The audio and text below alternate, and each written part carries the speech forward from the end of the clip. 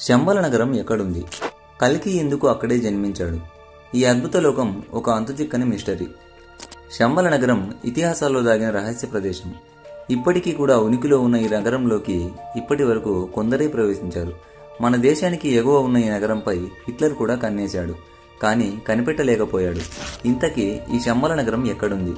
ఈ అద్భుత లోకం యొక్క రహస్యాలు ఏంటో తెలుసుకున్నాం. మన భారతదేశం ఎన్నో అద్భుతాలకు ప్రసిద్ధిగాంచింది. ముఖ్యంగా ఉత్తరాన ఉన్న హిమగిరులను మన దైవంగా భావిస్తాం. భారతీయులు ఎంతో పవిత్రంగా భావించే గంగానది పుట్టింది కూడా ఇక్కడే.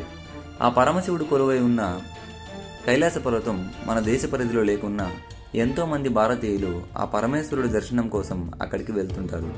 అయితే అక్కడ కేవలం కైలాస పర్వతమే కాదు, కంటికి కనిపించని ఒక రహస్య నగరం కూడా ఉందనే సంగతి చాలా తక్కువ మందికి తెలుసు. అదే శంబల నగరం. విష్ణు పురాణాలను చదివిన వారికి ఈ ప్రాంతం గురించి ప్రత్యేకంగా పరిచయం అక్కర్లేదు, ఎందుకంటే దీని గురించి అందులో ప్రత్యేకంగా ప్రస్తావించారు. కలి ఆగడాల నుంచి కల్కి అవతారం చాలించే వరకు ప్రతి ఒక్క ఘటన కూడా ఈ శంబల నగరం కేంద్రంగానే చోటు చేసుకున్నాయి. ఇంతకీ శంబల అంటే ఏంటి? ఈ నగరం ఎక్కడ ఉంది? దీన్ని ఎవరు నిర్మించారు? విష్ణు పురాణాలకు మరియు ఈ నగరానికి సంబంధం ఏంటి? హిట్లర్ ఈ నగరంపై ఎందుకు మనసు పడ్డాడు? ఆ నగరం ప్రత్యేకత ఏంటి? ఇప్పటికీ ఆ నగరంలో రహస్యంగానే ఎందుకు ఉంది? దీన్ని చూసిన వ్యక్తులు ఏం చెప్పారు? ఆ నగరంలో ఏం ఉన్నాయి? ఇలా ఎన్నో విషయాలను తెలుసుకోవడానికి ఈ వీడియోని చివరి వరకు మిస్ కాకుండా అయితే చూడండి. శంబల అనేది సంస్కృత పదం. టిబెట్లో దీన్ని షాంగ్రిల్లా అని కూడా అంటారు. హైందవ పురాణాల్లో దీన్ని సిద్ధశ్రమంగా పిలిచేవారు. ఈ ప్రాంతాన్ని భూలోక త్రివిష్టపం అని కూడా అంటారు. త్రివిష్టపం అంటే సంస్కృతంలో స్వర్గం అనే అర్థం. శంబలలో కూడా దేవతలు తిరుగుతారనే ఉద్దేశంతో దీన్ని భూలోక త్రివిష్టపం అని పిలిచేవారు. ఆ పేరే ఇప్పుడు అనేక రకాలుగా మార్పులు చెంది టిబెట్గా మారింది. టిబెట్ మన ఇండియాకు ఉత్తర దిక్కున ఉన్న సంగతి తెలిసింది. దీన్ని రూప్ ఆఫ్ ద వరల్డ్ అని కూడా అంటారు. ఎత్తైన పీఠభూములు గల ఈ ప్రాంతంలో బౌద్ధులు ఎక్కువ నివసిస్తుంటారు. దీని సరిహద్దులోని చైనా భూభాగంలో ఉన్న కైలాస పర్వతం, మానస సరోవరం సమీపంలోనే రహస్య నగరమైన శంబల కూడా ఉంది. దీన్ని కేవలం కొంతమంది మానవులు మాత్రమే చూడగలరు. వారికి ఎలాంటి లక్షణాలు ఉండాలనేది ముందు చూద్దాం. ఇప్పుడు ఈ నగరం ఎలా ఏర్పాటైంది అనే విషయం గురించి తెలుసుకుందాం. ఎంతో మంది మునీశ్వరులు తపస్సు చేసిన ప్రాంతం ఇది. అగస్త్యుడు, వశిష్ఠుడు, మార్కండేయుడు, జమదాగ్ని, విశ్వామిత్రుడు మరియు అశ్వత్థామ వంటి మహర్షుల నుంచి నేటి అచ్యుతానంద, విశుద్ధానంద, మౌనస్వామి వంటి యోగులు, ఋషులు ఇక్కడే తపస్సును ఆచరించారు. అంతేకాదు అత్యంత పవిత్రమైన శంబల నగరాన్ని కనులారా వీక్షించారు కూడా. మన పురాణాల్లో శ్రీరామాయణ బాలకాండలో విశ్వామిత్రుడు రామలక్ష్మణులను యాగం కోసం అడవులకు తీసుకెళ్తూ సిద్ధాశ్రమానికి తీసుకెళ్తాడు. వారితో తపస్సు చేయించి సిద్ధిని ప్రసాదిస్తాడు. మహాభారతంలో పాండవులు సైతం ఈ రహస్య ప్రాంతానికి చేరినట్లు ఆధారాలు ఉన్నాయి. పూర్వం ఒక రాజు ఋషులతో మహాయాగం నిర్వహించి వారికి అనేక బంగారు ఆభరణాలు, వేదికలు, మండపాలను దానమిస్తారు. ఋషులు వాటిని ధరించలేరు కాబట్టి రహస్యంగా ఒక ప్రాంతంలో దాచిపెట్టాలని నిర్ణయించుకుంటారు. ఇందుకు పరమశివుడిని ప్రార్థించి ఒక ప్రాంతంలో దాచిపెడతారు. శివుడి అనుగ్రహం లేకుండా అక్కడికి ఎవరూ కూడా చేరలేరు. అయితే ధర్మరాజు శివుడి ఆశీస్సులు పొంది ఋషులు దాచిన ఆ రహస్య ప్రాంతానికి చేరుకుని సంపదను పొందుతాడని పురాణాల్లో పేర్కొన్నారు. విష్ణు పురాణంలోని కల్కి అధ్యయనంలో శంబల గురించి వివరించారు. ద్వాపరయుగం అంతరించిన తరువాత కలి ప్రవేశిస్తుంది. ఆ కాలంలో అధర్ముడు, అసత్య అనే దంపతులకు అంబుడు, మాయ అనే కుమారుడు, కుమార్తె జన్మిస్తారు. ఆ అన్నా చెల్లెలు పెద్దవాళ్ళై ఒకరినొకరు పెళ్లి చేసుకుంటారు. ఫలితంగా క్రోధ, హింస అనే పుత్రుడు, పుత్రిక పుడతారు. వారు కూడా తమ తల్లిదండ్రులలాగానే ఒకరినొకరు పెళ్లి చేసుకుని కలి అనే పుత్రుడికి జన్మనిస్తాడు.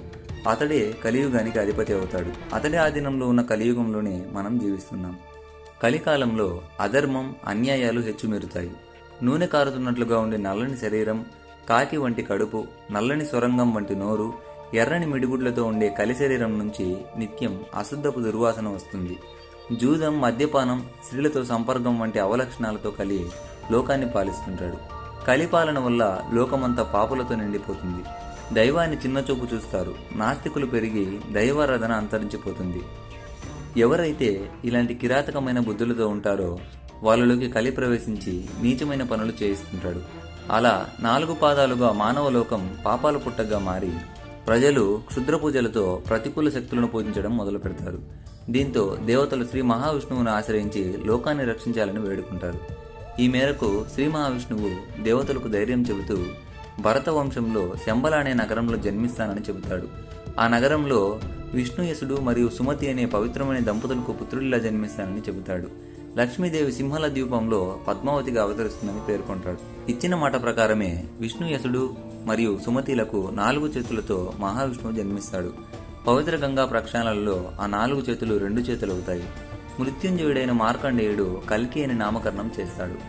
ఉపనయనం తరువాత కల్కి తండ్రి వద్ద సెలవు తీసుకుని శాస్త్ర విద్య వేదాలు నేర్చుకోవడానికి ప్రయాణమవుతాడు.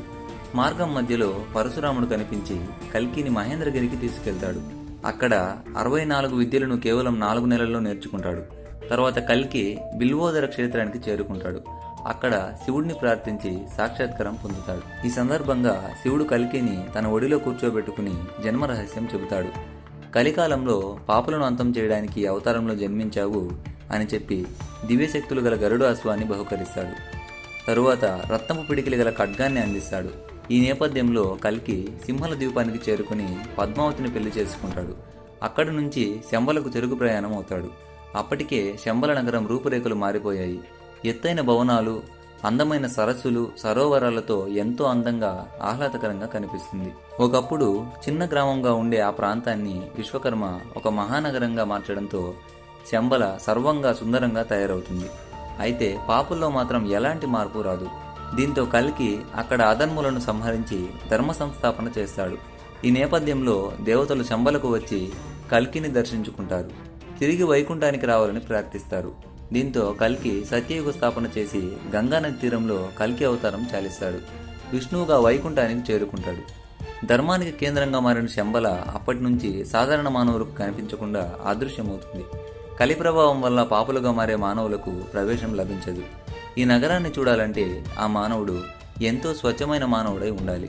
సత్యం, ధర్మం, అహింసను పాటించే పుణ్యాత్ములకు మాత్రమే శంబల నగరాన్ని చూసే భాగ్యం దక్కుతుందని పురాణాల్లో పేర్కొన్నారు. అందులో చెప్పినట్లే కొందరు సాధారణ వ్యక్తులు శంబల నగరాన్ని చూసి రావడం ఆశ్చర్యకరం. ఎప్పటికీ అదృశ్య రూపంలో ఉండి ఈ మాయా ప్రపంచంలోకి ప్రవేశించడం అంత సులభమైన పని కాదు. మానవ శరీరంలో ఉండే సుషుమ్న నాడి తెరుచుకున్న వారికి మాత్రమే శంబల నగరంలోకి ప్రవేశం లభిస్తుంది. ఇది కేవలం యోగ సాధనతోనే సాధ్యం. ఇంతవరకు మీరు విన్న శంబల నగర చరిత్ర మరియు రహస్యాలు మీకు నచ్చినట్లయితే లైక్ చేయండి. అలాగే ఇలాంటి మనకు తెలియని ఎన్నో అంతుచిక్కని రహస్యాలు తెలుసుకోవాలంటే మన ఛానల్ని తప్పకుండా సబ్స్క్రైబ్ చేసుకోండి.